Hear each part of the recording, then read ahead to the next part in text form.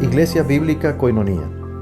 Nuestra misión es ser discípulos auténticos de Jesucristo que glorifican a Dios por medio de vidas transformadas por la obra del Espíritu Santo y hacer discípulos que igualmente sean transformados por la gracia de Dios. Es crear un movimiento en el poder de Dios de hacer discípulos y de plantar iglesias para tener un testimonio claro de palabras y vivencia del Evangelio del Señor Jesucristo en el área metropolitana de Barranquilla y más allá de ella. La visión que tenemos es ser una iglesia celular que vive la presencia y el poder de Jesucristo y de su Espíritu para cumplir con sus propósitos de alcanzar a los que no conocen al Salvador con el Evangelio transformador. Ser una iglesia enfocada en la multiplicación de discípulos, de grupos familiares, de líderes siervos y de iglesias para presentar ante el mundo quién es Jesucristo. Como valores centrales tenemos la centralidad y autoridad de la palabra de Dios, centralidad en Cristo, dependencia de Dios, visión para la reproducción, comunidad, ministerio de todos los creyentes y santidad de vida. Vamos a orar al dar inicio esta mañana. Padre bendito, nuestro Dios todopoderoso, glorificado sea tu nombre en todo sentido. Como cantamos en todos los cantos, tú mereces toda la gloria, toda la honra, toda nuestra adoración. Abre nuestros ojos en esta mañana a este pasaje para poder percibir más a fondo la grandeza de nuestro Señor Jesucristo. Gracias por la manera como tú vas a guiarnos ahora mismo. Te lo pedimos en nombre de Cristo Jesús. Amén. Todos tenemos vidas muy ocupadas. Tenemos muchas responsabilidades en nuestros trabajos. La levantada es temprano y en muchos casos alistar a los hijos para el colegio y requiere de mucho esfuerzo. Todos los padres lo hacen, padres y madres, con énfasis en las madres muchas veces, pero de todos modos entendemos que requiere mucho esfuerzo solamente para vivir y para atender lo básico. Y a veces nos toca enfrentar enfermedades que agregan más elementos para atender. La vida es de mucho corre. En medio de ese estilo de vida es necesario tomar tiempo para reflexionar sobre nuestro Salvador y su palabra. Es esencial para mantener nuestro enfoque en lo correcto. Una pregunta retórica: ¿nuestra vida es para glorificar a Dios o para satisfacer nuestros deseos? Toca evaluar en diferentes momentos. Este pasaje que se puede mostrar allí es una continuación de la semana pasada.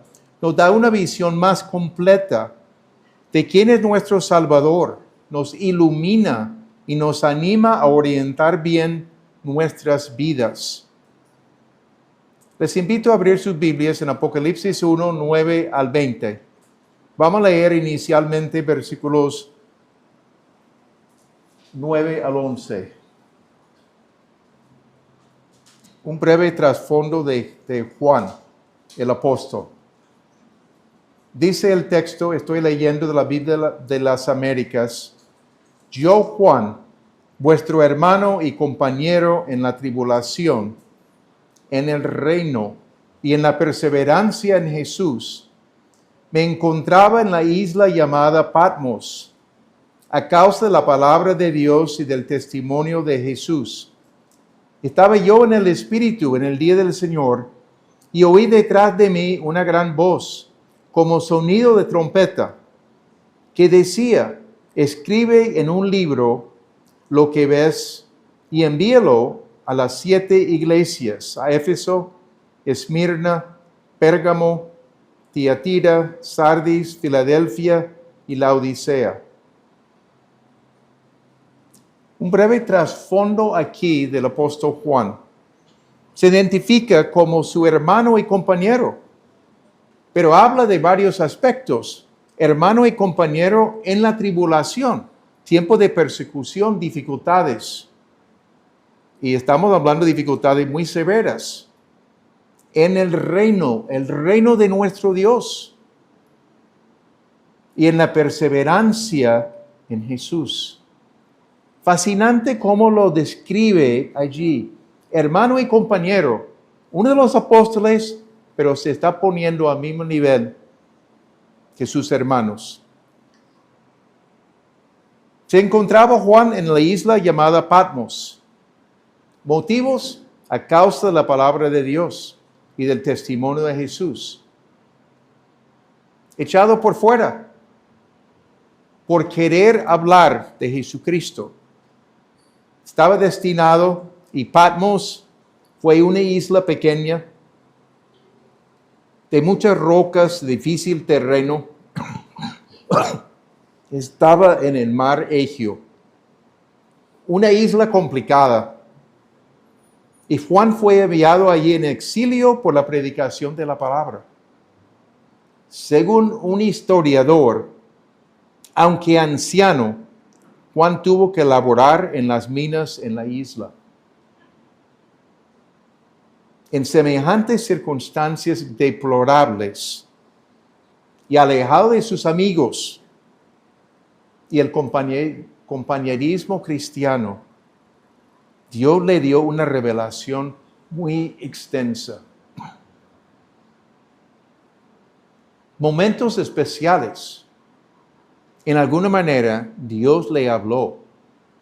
Lo que tenemos en este libro de Apocalipsis es el resultado. Y comenta allí en estos versículos, versículo 10, Juan estaba en el Espíritu en el día del Señor. En alguna manera, Juan estaba siendo llevado por el Espíritu Santo más allá de la conciencia normal a un estado donde Dios podría revelarle de manera sobrenatural el contenido del mensaje. Algo había hecho parecido en la experiencia de Ezequiel, de Pedro, de Pablo, en momentos especiales. Algunos piensan que la frase "el día del Señor" se refiere al domingo. Sin embargo, la Escritura no se refiere al domingo de esta manera, sino con la frase "el primer día de la semana" para referirse al día de la resurrección. La alternativa es que se refiere al día del Señor del Antiguo Testamento. Tiempo de juicio, pero la revelación que Juan estaba recibiendo tenía que ver con un nuevo tiempo de juicio en el futuro. Juan oyó detrás de él una gran voz, como sonido de trompeta que decía lo que debía escribir. ¿Cómo describir algo tan fuerte, tan claro? Se describe como sonido de trompeta, pero una voz. Debió escribir en un libro lo que ve y enviarlo a las 7 iglesias. Y menciona estas 7 iglesias. Mencionamos la semana pasada, había muchas más iglesias en Asia. Estas 7 iglesias fueron escogidas. Quizás era una especie de visita de correo, era un círculo que se podía tener. Pero los mensajes eran suficientes para estas 7 iglesias, para todas las iglesias de ese tiempo, suficientes para todas las iglesias a través de todo el tiempo, incluyéndonos a nosotros. Un mensaje específico para cada iglesia, observando sus cosas positivas y las deficiencias y señalando las cosas.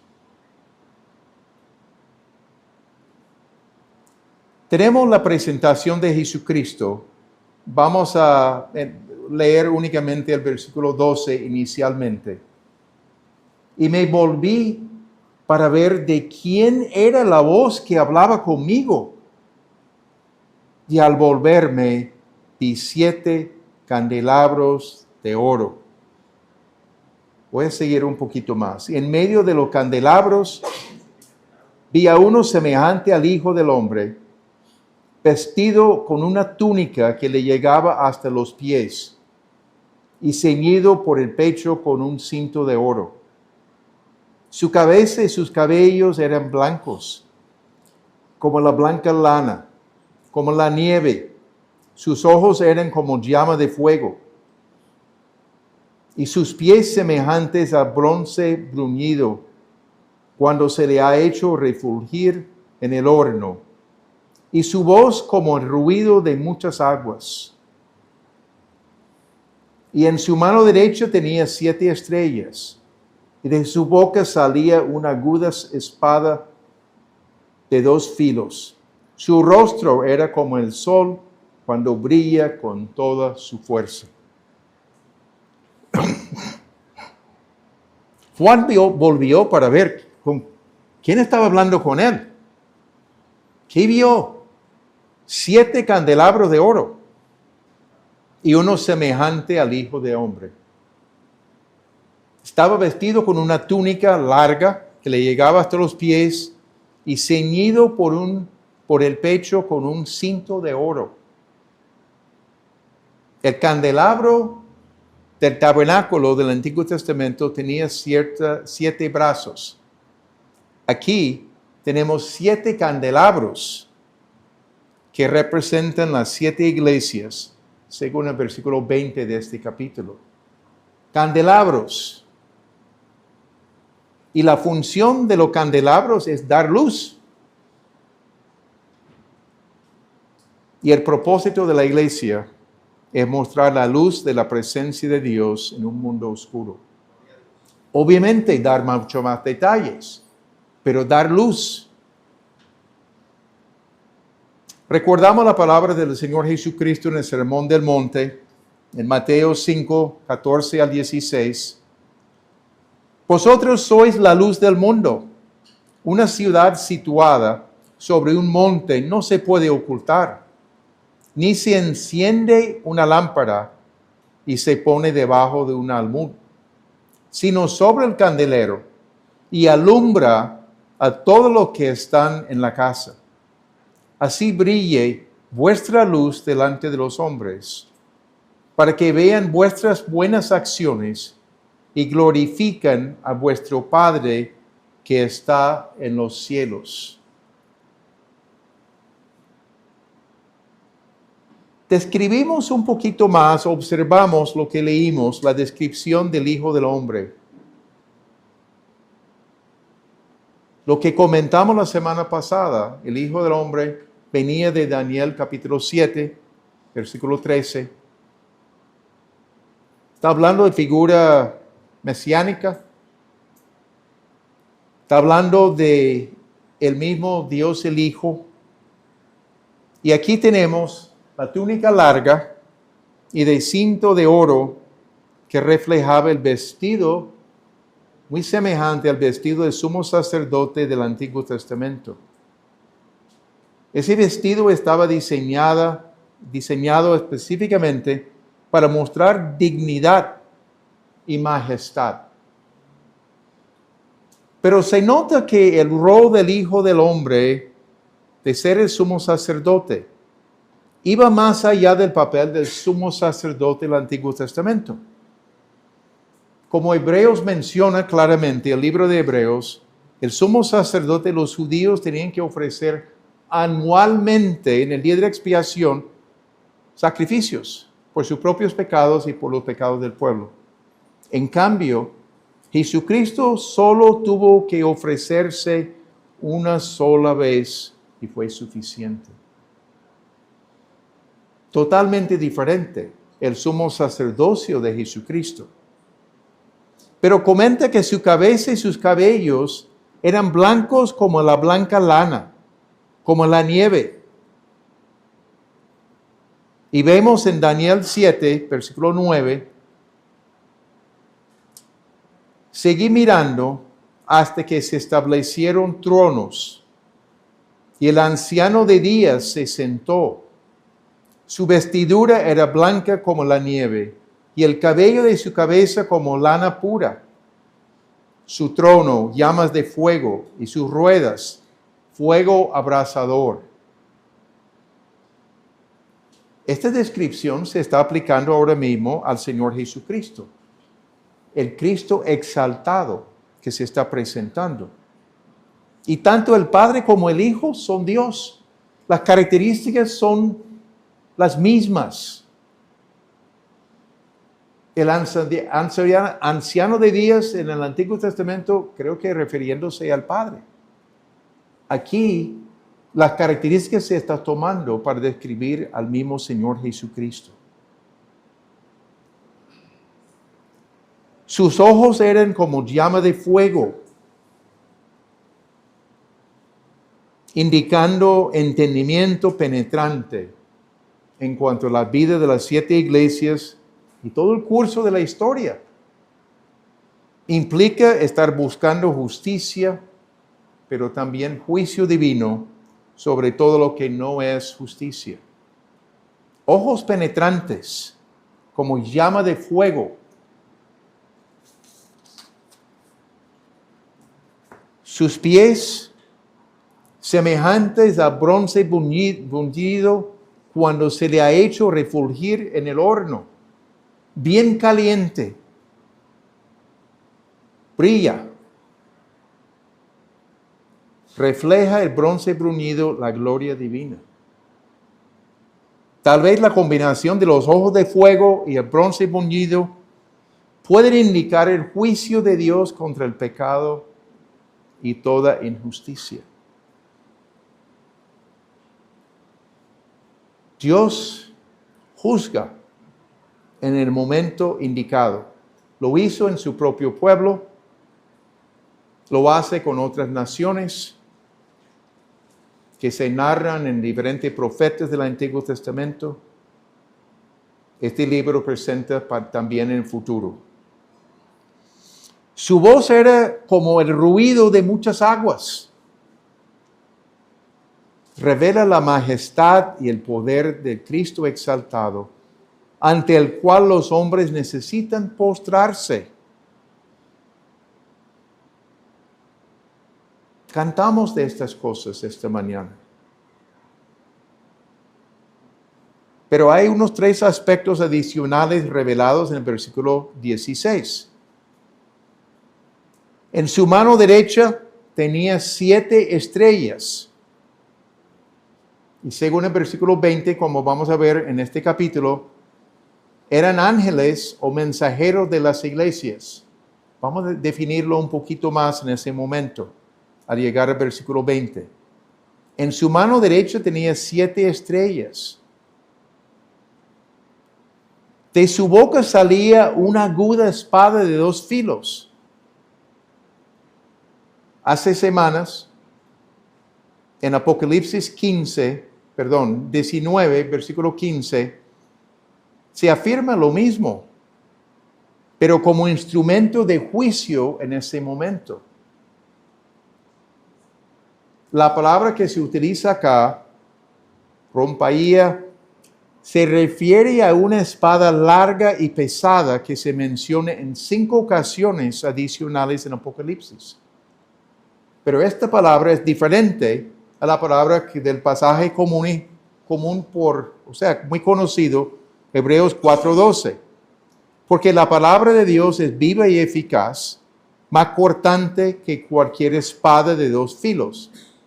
Penetra hasta la división del alma y del espíritu, de las coyunturas y los tuétanos, y es poderosa para discernir los pensamientos y las intenciones del corazón.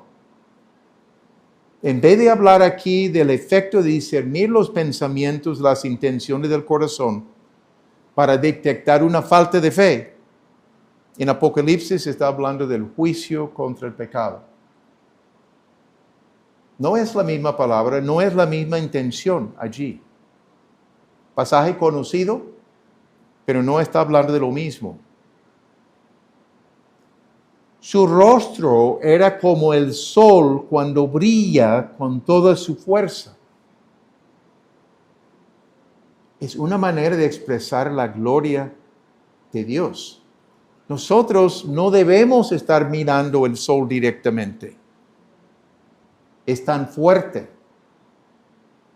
y puede hacer daño. Y solamente se está describiendo aquí su rostro, el rostro del Señor Jesucristo, era como el sol cuando brilla con toda su fuerza. Bastante fuerte la gloria de Dios. Un autor dice que esta visión del Cristo exaltado se ve en esta visión, se ven los atributos de omnipotencia, justicia, soberanía, majestad, verdad y amor. Impactante esta imagen. Vemos una respuesta de Cristo a la reacción de Juan. Versículos 17 y 18. Y cuando le vi, Juan hablando, caí como muerto a sus pies. Y él puso su mano derecha sobre mí, diciendo: no temas, yo soy el primero y el último, y el que vive, y estuve muerto, y he aquí, estoy vivo por los siglos de los siglos, y tengo las llaves de la muerte y del Hades.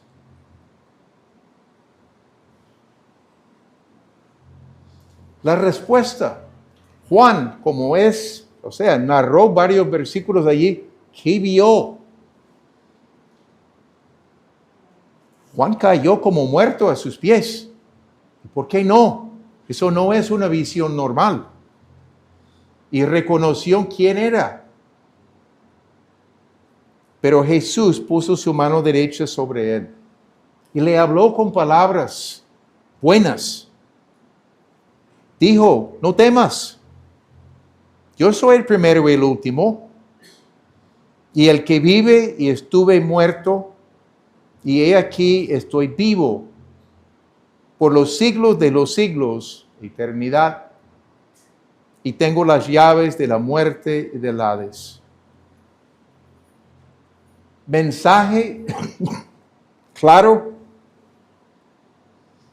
Juan no tiene que temer al Señor Jesucristo. Menciona el primero y el último, confirma lo que dijo el Padre en el versículo 8, el alfa y la omega. Habla de su eternidad y soberanía. Palabras muy semejantes en su significado, tanto el Padre como el Hijo. Y menciona tener las llaves de la muerte y del Hades. Implica que es soberano sobre la muerte física, que termina la vida en la tierra y la vida después de la muerte. Hades es una palabra que no se refiere al estado definitivo. No es el infierno, no es Gehenna, no es el lago de fuego, que se refiere al estado eterno allí de los no creyentes. Pero habla después de la vida. Está describiendo quién es. Jesucristo es soberano. Tiene el manejo de todas las cosas. No hay ninguna duda quién es y sus capacidades. Eso le anima a los que pueden leer esto en esos tiempos, sufriendo persecución, temiendo lo que va a suceder. Jesucristo está diciendo al apóstol Juan: no temas. Yo soy el primero y el último. Soy suficiente. Y los que leían, los que escuchaban, podían saber, haber seguido al mismo Señor Jesucristo era algo bueno, y suficiente. Jesús le manda a escribir las cosas que había visto y las que son y las que han de suceder después de estas. Los versículos 19 y 20. Escribe pues las cosas que has visto y las que son y las que han de suceder después de estas. En cuanto al misterio de las 7 estrellas que viste en mi mano derecha y de los 7 candelabros de oro. Las 7 estrellas son los ángeles de las 7 iglesias y los 7 candelabros son las 7 iglesias. Sencillamente habla de escribir las cosas que había visto, que es una referencia al contenido de este capítulo. Pero también las que son, se refieren los capítulos 2 y 3, que hablan de las 7 iglesias, los mensajes. Y las que han de suceder se refiere al resto del libro de Apocalipsis. Debía escribir estas cosas. Va identificando términos aquí. Las 7 estrellas son los ángeles o mensajeros de las 7 iglesias. No es fácil entender lo que es. La explicación más satisfactoria que yo encuentro es que el ángel de la iglesia era una manera de personificar la característica prevalente de la iglesia. Cada iglesia tiene su propio ángel. Los mensajes eran para la totalidad de la congregación. Era para la iglesia. No era para el pastor de la iglesia. El Nuevo Testamento enfatizaba en pluralidad de liderazgo.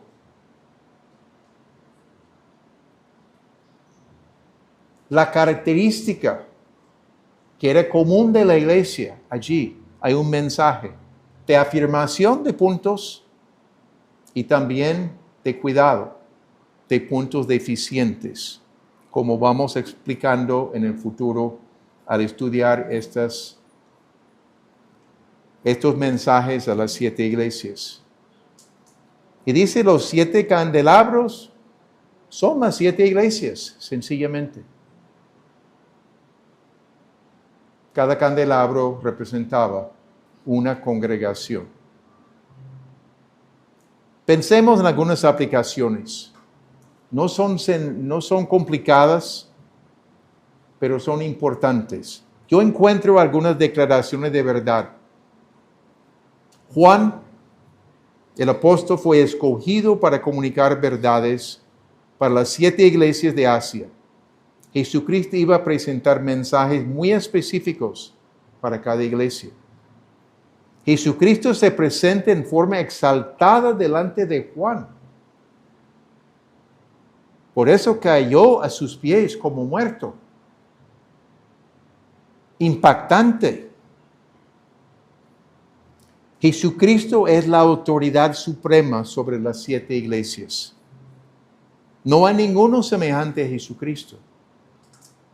Jesucristo es la autoridad suprema para nosotros también, individualmente como iglesia. Y Jesucristo es soberano sobre la vida y sobre la muerte y sobre el futuro. No hay ninguna duda de quién es aquí. A veces, en el día de hoy, es común pensar en Jesucristo como un amigo bueno y cercano, y es cierto, la Biblia lo presenta así, claro que sí.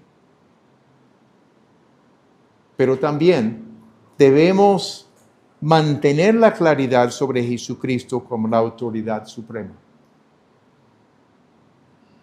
Es un amigo cercano, pero también es el Señor de señores y el Rey de reyes. ¿Cómo respondemos? Tengo algunas ideas para presentarles.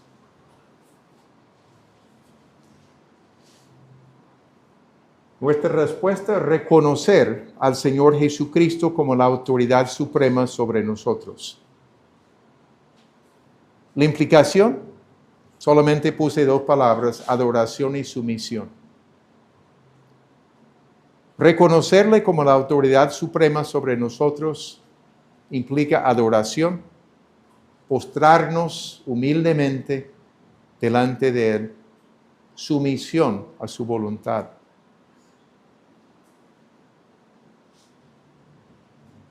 Una respuesta importante, aparentemente sencilla. No podemos ignorarlo o minimizar su importancia. Es fácil comenzar a vivir independiente de tomar en cuenta quién es nuestro Salvador. Es importante evaluar nuestra vida en diferentes ocasiones. ¿Cómo estamos? Estamos tan ocupados con lo diario que no tenemos o no tomamos el tiempo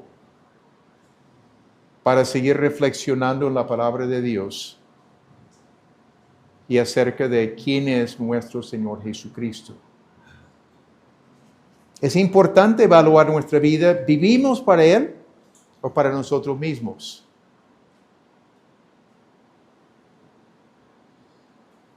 ¿Damos más importancia sobre lo que queremos nosotros que las enseñanzas que nos ha dado Jesucristo?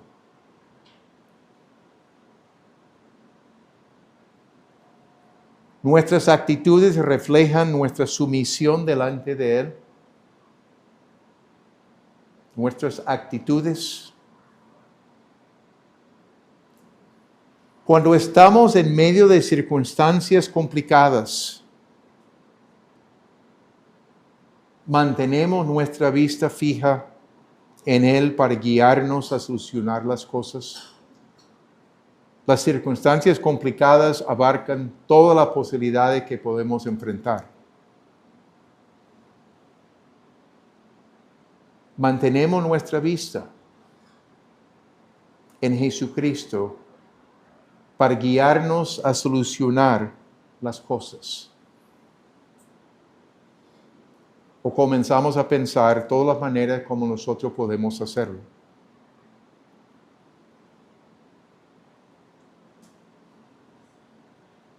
Este pasaje es corto,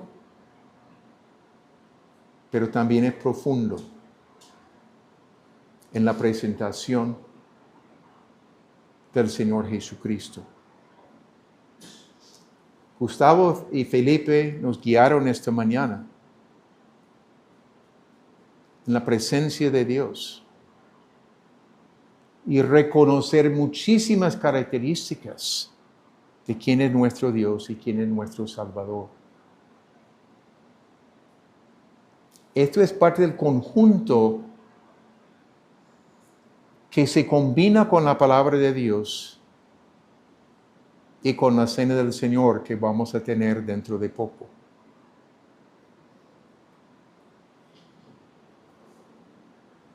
Nuestro Señor Jesucristo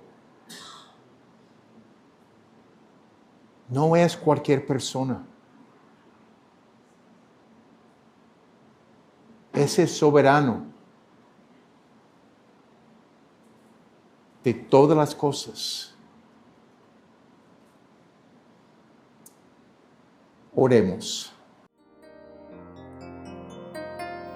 Señor mi Dios, al contemplar los cielos,